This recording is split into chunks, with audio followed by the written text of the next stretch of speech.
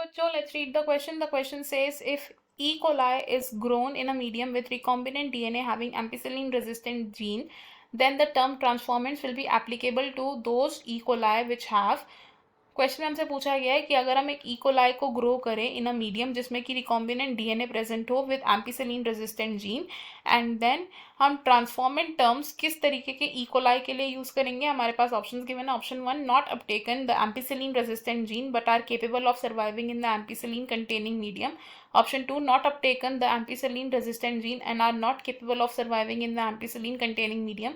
Option 3, uptaken the ampicillin resistant gene and are capable of surviving in the ampicillin containing medium. Option 4, uptaken the ampicillin resistant gene but are not capable of surviving in the ampicillin containing medium. हमारे पास 4 option है. हमें इनमें से correct option को choose करना है. की concept की अगर हम बात करें तो इन दिस क्वेश्चन हमारा की कॉन्सेप्ट होगा ट्रांसफॉर्मेशन. ट्रांसफॉर्मेशन क्या होता है? ट्रांसफॉर्मेशन वो प्रोसेस है जिसमें हम क्या करते हैं, एक पीस ऑफ फॉरेन डीएनए को इंट्रोड्यूस करते हैं इनटू द होस्ट. अब अगर हम बात करें ई कोलाई की, अब ई कोलाई को अगर हम ग्रो करें एक ऐसे मीडियम में जिसमें क्या प्रेजेंट है,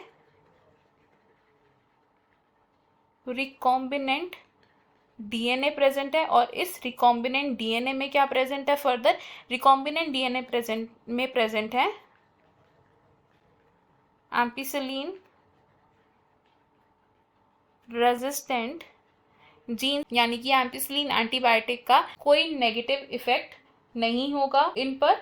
अब इस मीडियम में जब हम ई कोलाई को ग्रो करेंगे तो ये ई कोलाई क्या करेंगे, ई कोलाई रिकॉम्बिनेंट डीएनए को टेकअप कर लेंगे. Recombinant DNA will be uptaken by E. coli and then अगर हम इनकी प्लेटिंग करें, they are plated on a medium जिसमें क्या प्रेजेंट है,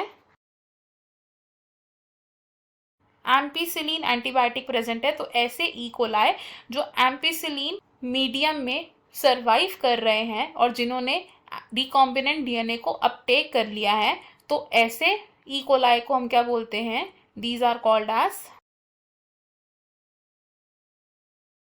ट्रांसफॉर्मेंट्स. तो ट्रांसफॉर्मेंट टर्म हम किसके लिए यूज करेंगे, ऐसे इकोलाई सेल्स के लिए यूज करेंगे जिन्होंने रिकॉम्बिनेंट डीएनए को अपटेक कर लिया है और वो एम्पिसिलिन कंटेनिंग मीडियम में सर्वाइव इजीली कर पा रहे हैं. तो अगर हम अपने ऑप्शंस देखें, इसमें से हमारा ऑप्शन 1 रॉन्ग हो जाएगा, बिकॉज जो एम्पिसिलिन रेजिस्टेंट जीन को अपटेक ही नहीं कर रहे हैं इकोलाई, वो ट्रांसफॉर्मेंट्स नहीं बनेंगे.